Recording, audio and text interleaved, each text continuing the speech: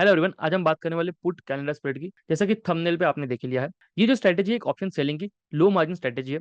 साथ में completely directional strategy यानी इनडायरेक्शनल स्ट्रेटेजी बिल्कुल भी नहीं है। और अगर हम रिस्क रिवार्ड रेशियो की बात करें इसमें, तो सारी की सारी चीजें अगर परफेक्ट चलती है, परफेक्ट रहती है, तो आपको देखने मिलेगा कि आपको 1:2.5 या फिर 1:3 इजीली मिल सकता है इस स्ट्रेटेजी के थ्रू। फिलहाल मैंने निफ्टी का यहाँ पे चार्ट ओपन कर रखा है डेली टाइम फ्रेम पे। अगर निफ्टी के चार्ट को एक बार हम डिस्कस कर लेते हैं फॉर डायरेक्शनल व्यू कि एक्चुअल में व्यू क्या बनेगा जब हम इस ट्रेड को या स्ट्रेटेजी को प्लॉट करेंगे। यहाँ पे आपको देखने मिल रहा है इस पर्टिकुलर पॉइंट पे कि इस लेवल पे एक एरिया क्रिएट होकर आ रहा है जो कि बन के आ रहा है 22,630 से लेके 22,482 का, यानी नियर अबाउट 150 पॉइंट्स की एक रेंज बन रही है। यहाँ पे एक 150 पॉइंट्स की एक रेंज बन रही है। अब ये जो रेंज आपके पास क्रिएट होकर आ रही है, यहाँ पे एक डिमांड जोन देखने मिल रहा है। दैट मीन्स अगर प्राइस यहाँ पे नीचे आती है 22,700 से लेकर प्राइस थोड़ी सी 60 या 70 पॉइंट्स डाउन आती है, सो आपको देखने मिल सकता है कि इस पर्टिकुलर लेवल से एक रिवर्सल आ सकता है, बाइंग प्रेशर लेके प्राइस अगेन अप डायरेक्शन में जा सकती है। हमने जो स्ट्राइक सिलेक्ट कर रखी है उसके अकॉर्डिंग ये सारी चीजें मैनेज होती है।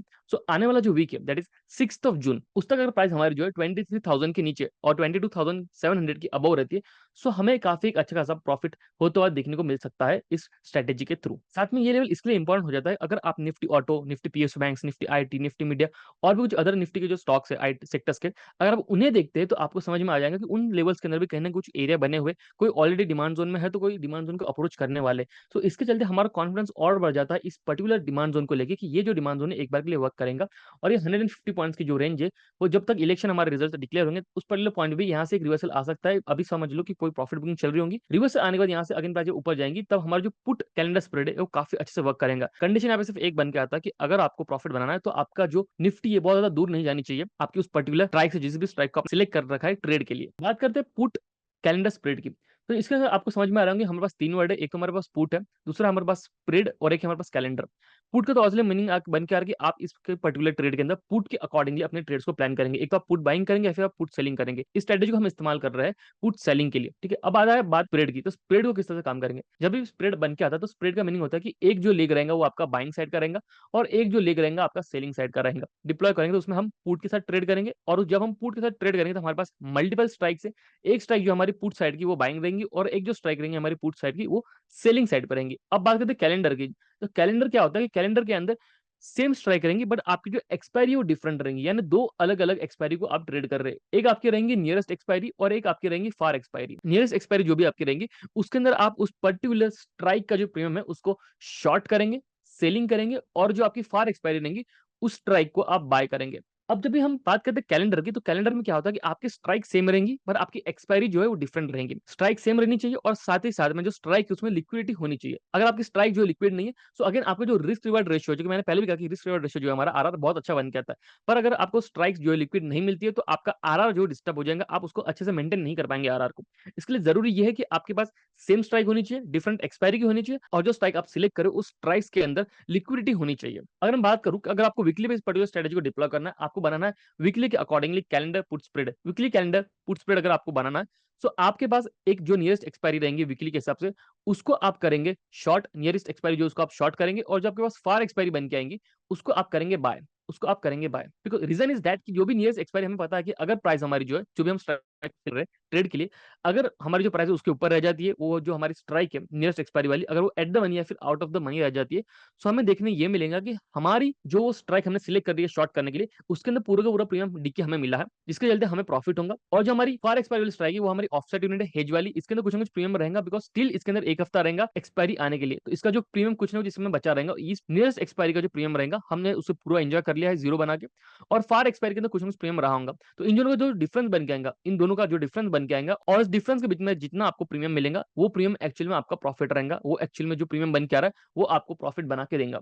करना है मंथली एक्सपायरी के अकॉर्डिंगली, अगर आपको कैलेंडर स्प्रेड बनाना है तो उसमें आप एक नियरेस्ट एक्सपायरी रहेंगी जो मंथली की उसको आप सेल करेंगे, और फार जो एक्सपायरी रहेंगी आप उसको बाय करेंगे मंथली के अकॉर्डिंगली। अगर मैं अभी बात करूं तो अभी समझो 29 मई है आज हमारा, कल 30 मई 2024 जो हमारी एक्सपायरी है। अगर आप ऐसा करेंगे कि आपने कल वाली जो मंथ है उसको अपने शॉर्ट कर रखा और जून वाली एक्सपायरी को आपने बाय कर लिया फार एक्सपायरी को, तो आपको आरआर नहीं मिलेगा। बिकॉज रीजन इज दैट कि आप क्या करें, आप नियरेस्ट एक्सपायरी जो एकदम खत्म होने को आई है कल ही, आपने उस पर्टिकुलर चीज को शॉर्ट कर रखा है। मान लो कि वो आपको मिल रहा होगा 60 पॉइंट्स के आसपास, 60 का प्रीमियम आपको उसमें मिल रहा होगा, और जो फार एक्सपायरी जो अभी स्टार्ट हुई एक्सपायरी उसकी मंथली एक्सपायरी जो है उसके अंदर आपको मिल रहा होगा 500 पॉइंट्स, कि आपको 500 के आसपास एट द मनी वाली स्ट्राइक मिल रही होंगी। अब यहाँ पे जो डिफरेंस बन के आया बहुत बड़ा डिफरेंस बन के आया। साथ में हमें ये भी ध्यान में रखना है कि जब भी आप कोई स्ट्राइक सिलेक्ट कर रहे हो तो जो 2 स्ट्राइक आप सिलेक्ट कर रहे हो, अलग-अलग एक्सपायरी जब आप सिलेक्ट कर रहे हो, तो उन अलग-अलग एक्सपायरी के बीच में जो प्रीमियम्स बन के आ रहे हैं, उस प्रीमियम के बीच में बहुत बड़ा डिफरेंस नहीं होना चाहिए। अगर वीकली टाइम फ्रेम पे आप इस पर्टिकुलर स्ट्रैटेजी को डिप्लॉय कर रहे हो, तो उस पर्टिकुलर केस के अंदर जो डिफरेंस बन के आएगा प्रीमियम्स के बीच में, स्ट्राइक तो हमारी सेम ही रहेंगी, पर जो स्ट्राइक्स अलग-अलग एक्सपायरी के, सो जो अलग एक्सपायरी के जो प्रीमियम्स बन के आएंगे, उन प्रीमियम के बीच में बहुत बड़ा डिफरेंस नहीं होना चाहिए। वीकली टाइम फ्रेम के अकॉर्डिंगली 40 पॉइंट से लेके अगर 60 पॉइंट तक का डिफरेंस रह रहा है, 40 से लेके अगर 60 तक का डिफरेंस बन के आ रहा है प्रीमियम्स के बीच में, सो ट्रेड कंसिडरेबल रहेगा। एक बार के लिए आप रिस्क मैनेजमेंट के साथ ट्रेड के अंदर अपने एग्जीक्यूशन कर सकते हैं। पर अगर बहुत बड़ा डिफरेंस बन के आ रहा है वीकली टाइम फ्रेम में, मान लो 200 पॉइंट्स का, 250 पॉइंट का, या 250 पॉइंट का, यानी 225 पॉइंट्स या फिर 200 पॉइंट्स का, तो ऐसे केस में आप उस पर्टिकुलर ट्रेड के अंदर आपका रिस्क रिवार्ड देखेंगे कि आपको आरआर कुछ अच्छा नहीं मिलेगा, आपको 1:1 भी कुछ प्रॉपर्ली नहीं मिलेंगे ऐसे केस में। इसके लिए हमारा जो डिफरेंस बन के आ रहा है, जो भी हम स्ट्राइक सिलेक्ट कर रहे हो, जो हमारी अलग एक्सपायरी आ रही है, तो उन दोनों एक्सपायरी के बीच में if you are trading on weekly time frame पे, अगर आप स्ट्रेटेजी को प्लान कर रहे हो, सो आपका जो डिफरेंस रहेगा, उन डिफरेंस बन के आएंगे उन दोनों प्रीमियम के बीच में, आपको प्रीमियम जो है 40 से लेकर 60, 40 से लेकर 60 पॉइंट का ही डिफरेंस रहेगा।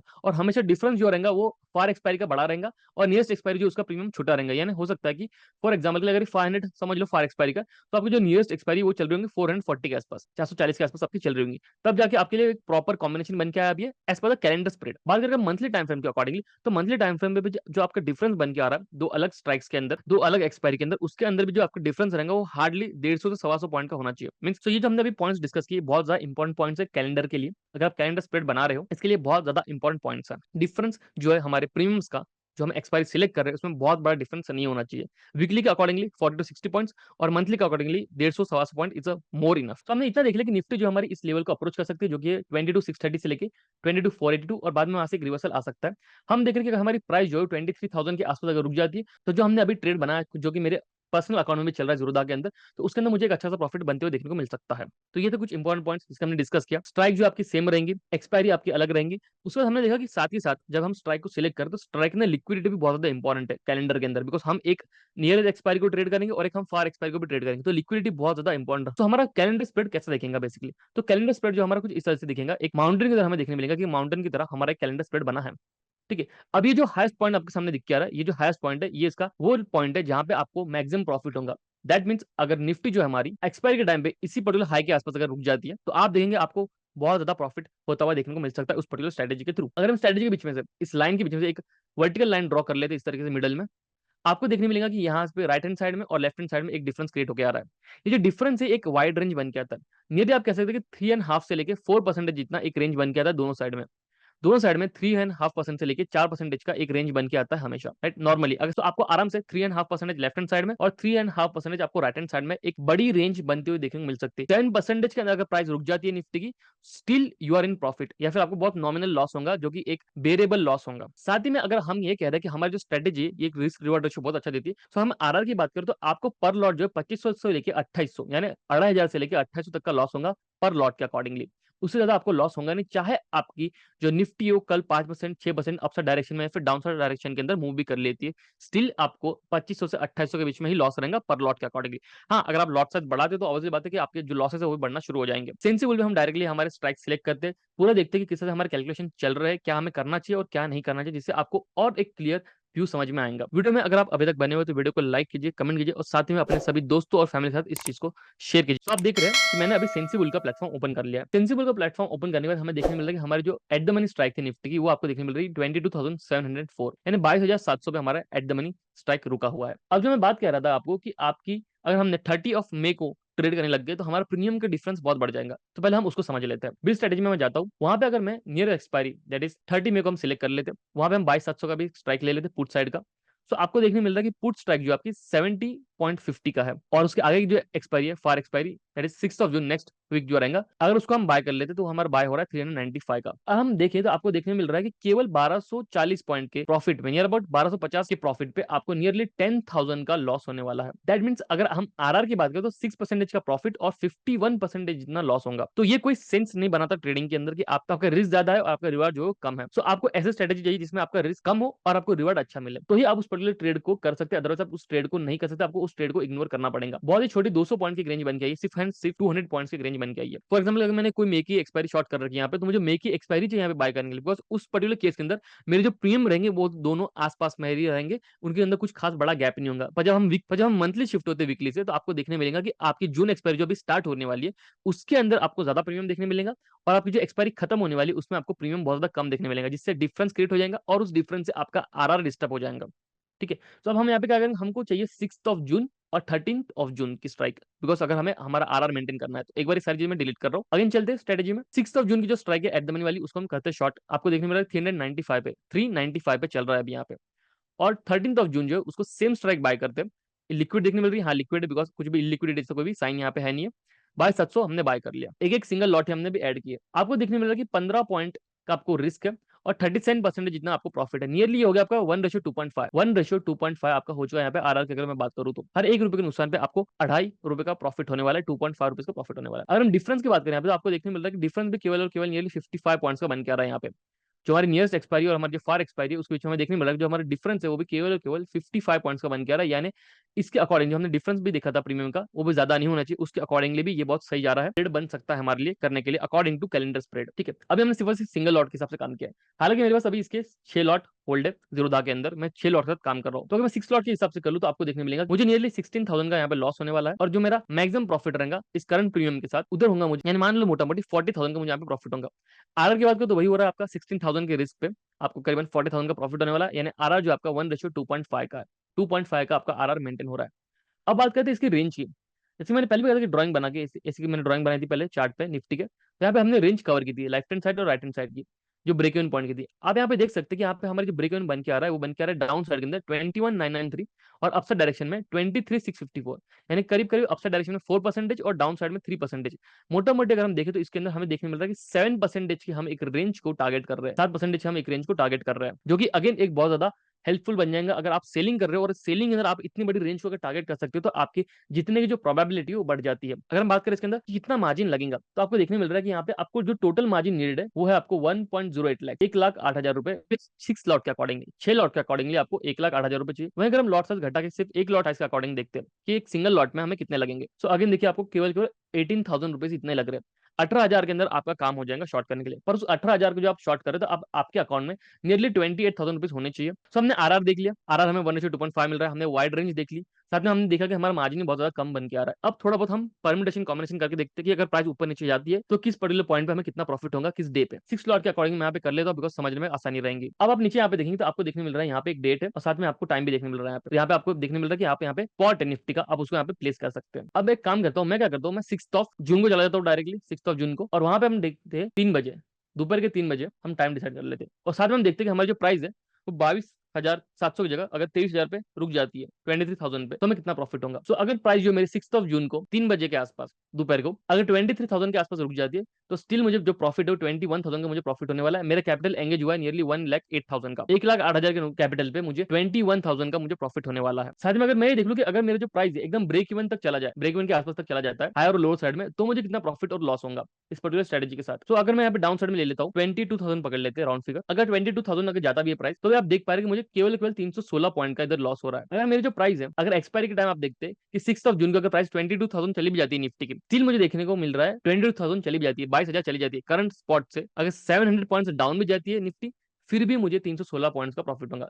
वहीं हम देखते हैं अगर अपसाइड डायरेक्शन में अगर प्राइस मूव करती है दैट इज 23,654, यानी मोटा मोटी 23,600 ले लेते हैं, 23,600, स्टिल आप देख रहे हैं कि मुझे प्रॉफिट जो है वो 1,100 का प्रॉफिट मुझे फिर भी होगा वहां पे भी। यानी इस पूरी पूरी रेंज को अगर हम कवर कर ले तो आप कह सकते हैं करीबन 16 पॉइंट्स का एक रेंज बन के आ रहा है, 1650 पॉइंट्स का एक रेंज बन के आ रहा है, 1650 पॉइंट का। हमें सो हमारी प्राइस है एक्सपायरी के टाइम पे अगर 1650 पॉइंट की रेंज के अंदर रुकती है सो मुझे प्रॉफिट होगा, उसके अगर बाहर निकलती है तो मुझे लॉस होगा।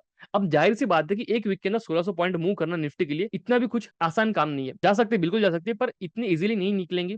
उसके पहले मुझे कई सारे मौके मिलेंगे एग्जिट करने के या फिर लॉसेस कुछ छोटे मोटे लॉसेस को बुक करने के। पर मुझे पता है कि जैसे मैंने पहले भी डिस्कस किया कि निफ्टी के अंदर मुझे डिमांड जोन जो कि बन के आ रहा है आपका 22,600 से लेकर 22,480 का, यानी करीबन 150 पॉइंट्स की एक रेंज बन के आ रही है। जब प्राइस इस लेवल में आएंगी, जब प्राइस इस लेवल में आएंगी तो मुझे पता है कि यहाँ से एक बाइंग प्रेशर लेकर प्राइस अपसाइड डायरेक्शन में जाएंगे। ये सब प्रोसेस होते होते अगर समझ लो मंडे या फिर ट्यूसडे आ जाता है और तब तक प्राइस अगर मेरी 23,000 रहती है, मंडे और ट्यूसडे को मेरी प्राइस 23,000 रहती है, अगर समझ लो यहाँ से क्विक मोमेंटम में आ जाता है, बीच में 2 दिन छुट्टी रहेंगे, सैटरडे और संडे को बिकॉज वीकेंड है, या फिर ट्यूसडे तक भी, मंगलवार तक भी, फिर भी प्राइस हमारी 23,000 आ जाती है। ऐसे केस में मुझे कितना प्रॉफिट होगा वो भी हम एक बार चेक कर लेते हैं। तो मैंने 23,000 यहाँ पे डाल देता हूँ, 23,000 रुपए। निफ्टी हमारी जो है 23,000 पे, और डेट सिलेक्ट कर लेते हैं हम 4 जून। ऐसे केस में भी मुझे 12,800 का प्रॉफिट हो रहा है, मुझे 12,800 का प्रॉफिट हो रहा है। और अगर समझ लो कि प्राइस जो है मेरी 23,000 पे ही रख जाती है एक्सपायरी तक, तो उस केस में मुझे बहुत ज्यादा प्रॉफिट होगा, मुझे नियरली 22,000 का प्रॉफिट हो रहा है। 10,000 रुपए मेरे और बढ़ गए यहाँ पे इस केस में, जो कि मोटा मोटी बन के आएगा इस पर्टिकुलर केस के अंदर 25% के आसपास। 3,000 की जगह 22,400 भी रुक जाती है। ऐसे इसमें भी देखेंगे फिर भी मुझे 19,000 का प्रॉफिट होने वाला है, फिर भी मुझे कम से कम 19,000 का प्रॉफिट होगा इस पर्टिकुलर सिचुएशन में भी। अभी के लिए हमने कुछ पॉइंट डिस्कस किए थे जो कि बहुत इंपॉर्टेंट है। सबसे पहला है कि दोनों जो स्ट्राइक आप सिलेक्ट कर रहे हैं ये लिक्विड होनी चाहिए। जो भी आप स्ट्राइक सिलेक्ट कर रहे हैं वीकली टाइम फ्रेम पे वो सेम मंथ की होनी चाहिए, जिससे आपको प्रीमियम्स प्रॉपर्ली मिलेंगे।